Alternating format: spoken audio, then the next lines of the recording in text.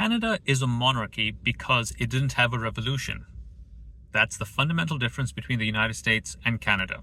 The monarchy, therefore, is at the core of Canadian identity.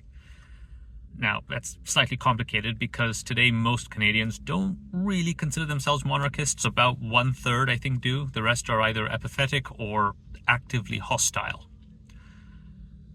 So what triggered this? Well, I saw a video recently where an American asked a Canadian why Canada was still a monarchy, and the response was typical. There's something mumbled about the Commonwealth.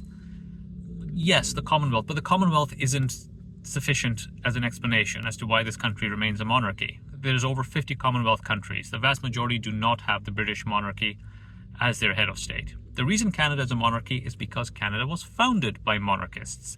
If you were loyal to the British Empire and you were in the American colonies, when they revolted, you typically ran up here.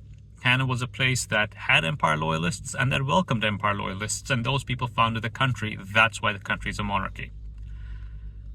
This does complicate things a bit today because it brings up the question of Canadian identity. If in the olden days you could say that a Canadian was essentially a North American monarchist, what do you say today when a lot of Canadians aren't monarchists? Pointing to things like, well, we have universal health care or we drink maple syrup. It's not really enough for national identity, is it? And that's just the thing with Canadian identity, is that it remains a vexed question. And it's especially potent today, given the tensions with that ginormous country next door. But how do you think about it? Because for a long time, certainly throughout my life, a big part of Canadian identity is not being American. But not being American is most of the human race. It's not really a good basis for a national identity. You need a little bit more. But what is that more? And again, I'm not, doubting that people in Canada do have a strong sense of belonging and connection, and the country is meaningful. The passion is genuine. But when you zoom out and think about it intellectually, it's very tricky. It's actually a lot like free will. We all think we have it, but when you actually think about it rationally, it's remarkably difficult to define and talk about. Canadian identity is like that. It's hard to define it in a way that makes sense in the 21st century, other than just saying, well, we're not American. We're part of North American culture, but not part of the United States. But again, that's not an affirmative identity. That's not a positive identity. It's more about what you're not rather than what you are. And I'm not suggesting that we should double down on the monarchy and we should all become monarchists. 1/3 of the country obviously wishes that we did do that. But it's a bit difficult to define. And I think we should be a bit more honest about that history. And the Commonwealth is something that's a bit annoying as well, because too often when people refer to some characteristic of Canada, they just kind of lazily say, well, in the Commonwealth, and sometimes it's not a Commonwealth thing per se. Yes, Canada is a creation of the British Empire. The modern Canadian state I'm referring to is obviously a creation of the British Empire, as is the United States, which, yes, it rebelled, but it only exists because of the empire, and Canada is sort of the same way. But Canada remained loyal to the British Empire. That's the beginning of Canada. That's why we have that artificially drawn line that the American president is so irritated about. And if we take away the monarchy, what do we have left?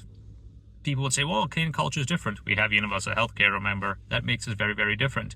But the reality is that the United States is pretty diverse. The political culture and social attitudes vary across the U.S. depending on where you are. They've got the same urban-rural divide that a lot of industrialized countries do, but even regional divides. We talk about that here in Canada, Alberta, Ontario, Quebec, the Maritimes, all this kind of thing. But in the United States, they've got the same thing, right? Someone growing up in California probably has a different worldview than someone growing up in Georgia. Those are very different states. You bring in Texas, think of Illinois, Hawaii. These are all very different places.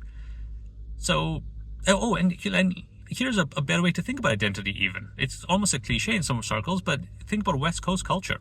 If someone growing up in Vancouver probably has more in common with someone growing up in Seattle than they do with someone growing up in Saskatoon. So what does that border really mean then between the United States and Canada? Likewise, people in Maine, I think culture are quite similar to people in Nova Scotia or New Brunswick. There's a similarity in culture there, right? So, and that similarity is transcends that particular border. I know I'm treading on thin ice right now to pretend that that border isn't meaningful. I'm saying it is meaningful to us, but we don't really have a clear sense of why it's meaningful. Because in the old days, we could point to something very clearly. And I'm not a card-carrying monarchist. I'm not making an argument for monarchism. But I'm saying that you could point to that 100 years ago and say, that's why we're different. And today we point to specific government policies that we claim is unique to us, but isn't as unique as we think it is. I mean, there's plenty of Americans who would love the idea of universal healthcare, right? I mean, it's, the fact that we have it and we're quite lucky to have it. I know it has lots of shortcomings. Our program doesn't, but we like the idea that everyone who lives here has access to healthcare free at the point of use. However you run the back end of that is a question, but we agree with that principle. Lots of Americans do too, actually, as it happens. So if being Canadian means believing in that, are all the Americans who believe in the same thing, are they sort of honorary Canadians at this point? What I'm saying is you need more than a specific government program or policy and hang your patriotic or nationalistic hat on that. You need something a little bit deeper. And again, I'm not saying that it doesn't exist. I'm just saying it's really hard to define what that is if we can't point to the king.